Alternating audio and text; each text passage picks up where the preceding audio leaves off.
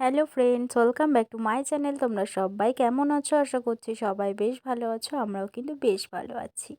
তো যাই হোক, সারাদিন তো যেমন তেমনভাবে কাটে, কিন্তু সন্ধ্যের পর থেকে না মনে হয় কোথাও একটু যাই বা এদিক ওদিক থেকে একটু ঘুরে আসি, এটা মনে হয়। তো যাই হোক, এখন যেহেতু চলছে আমাদের এখানে সরস্বতী পুজোর বেশ ভালোই জাঁকজমক করে পুজো হয় যেহেতু, তো তার জন্য চারিদিকে তো লোকজন প্রত্যেক দিনই বেরোচ্ছে যতদিন না ভাসান হচ্ছে।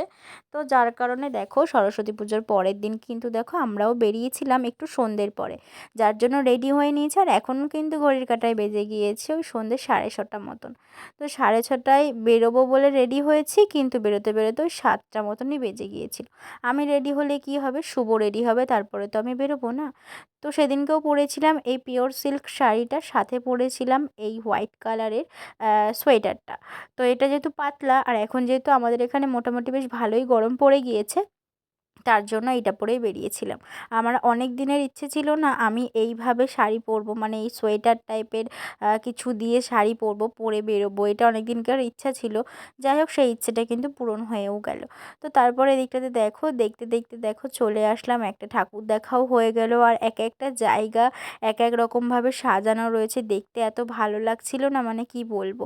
খুব সুন্দর এক একটা প্যান্ডেল হয়েছে, এক একটা বারোয়ারিও খুব সুন্দর করে সাজানো হয়েছে, যেগুলো কিন্তু খুব ভালো লাগছিল দেখতে।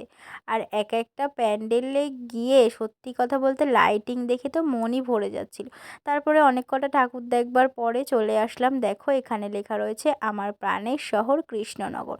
তো যেমন ঘাটের ধারে যেমন একটা পার্ক করা হয়েছে, সেখানেও যেমন আর কি বেশ সুন্দর সুন্দর জিনিস আছে।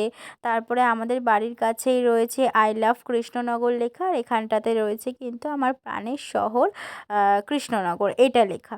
তো সেই দিনকে আমরা যখন ঠাকুর দেখতে বেরিয়েছিলাম, সেই দিনকেও দেখতে পেলাম যে অনেকগুলো ঠাকুর ভাসানো হয়ে যাচ্ছিলো, যেমন ধরো স্কুলের ঠাকুর, বাড়ির ঠাকুর, আর সাথে সাথে কিছু কিছু বারোয়ারির ঠাকুরও কিন্তু সেদিনকে ভাসানো হয়ে গিয়েছিল। তো তারপরে দেখো, দেখতে দেখতে চলে আসলাম আবারও একটা ঠাকুর দেখতে। আর এই ঠাকুরটাকে দেখতে না এত সুন্দর লাগছিল, মানে কি বলবো, তোমরা নিজেরাই বলবে যে কেমন লাগছে। তারপর এই ঠাকুরটা দেখার পরে চলে গিয়েছিলাম এই যে আমার লাড্ডু সোনার কাছে। তো লাড্ডু সোনাকে অনেক দিন দেখি না বলে চলে গিয়েছিলাম কিন্তু তাদের বাড়িতে। তো এদিকে এসে দেখছি ও তো দুষ্টুমির কোনো শেষই নেই। ওর মা বলছে যে ও দুপুরের পর থেকে নাকি, আমি যখন গেছি ওদের বাড়িতে তখন বাজে ঘড়ির কাঁটায় ওই 8:30 প্রায় আর কি, ছুঁই ছুঁই 8:30 এরকম একটা ব্যাপার, তখন অবধি নাকি ঘুমায়নি। তাহলে কি বলবে বলো। বলছে যখনই ওকে নিয়ে একটু কোথাও বেরোবো তখনই জানো তো ঘুমিয়ে পড়ে। বাচ্চা মানুষ, ও এটাই করে, ও একা একা থাকলে কিন্তু ঘুমায় না, কিন্তু কোনো আওয়াজে ওকে নিয়ে গেলে ও দিব্যরাম চুপচাপ ঘুমাবে। আর একটুখানি পরে তোমরা দেখতে পারবে ওকে নিয়ে একটুখানি বসেছি যে ওর কান্না শুরু হয়ে যাবে। আর ফোন যে কি বোঝে জানি না, ফোনের দিকে তাকিয়ে একভাবে চোখ, মানে চোখের পাতাই পড়ে না ওদের, মানে ফোনের দিকে তাকালে পারে, আর অন্যদিকে তাকানোর কোনো টাইমই থাকে না। তারপরে ওকে অনেকক্ষণ আদর করে চটকাচটকি করে নিয়ে চলে আসলাম কিন্তু একটু বাড়ির দিকে যাব বলে। তো তার আগে পেয়ে গেছিলো একটু খিদে, যার জন্য একটু ফুচকা খেয়ে নিলাম। ফুচকা খাওয়ার পরে শুভ নিয়ে নিয়েছিল মিয়ামোর থেকে দুটো পেস্ট্রি, একটা ছিল অরেঞ্জ ফ্লেভারের যেটা এখন খাওয়া হচ্ছে, আর একটা রয়েছে চকো চিপস যেটা আমি খাই বিশেষ করে, যেটা এই কেকটাই আমার জন্য আনা হয়। তো তারপরে আমি খেলাম, এই প্রথমবারই আর কি এই মানে অরেঞ্জ ফ্লেভারের কেকটা আনা হয়েছে, যেটা মানে টেস্টটা খুব ভালোই ছিল, আমার তো বেশ ভালো লেগেছে।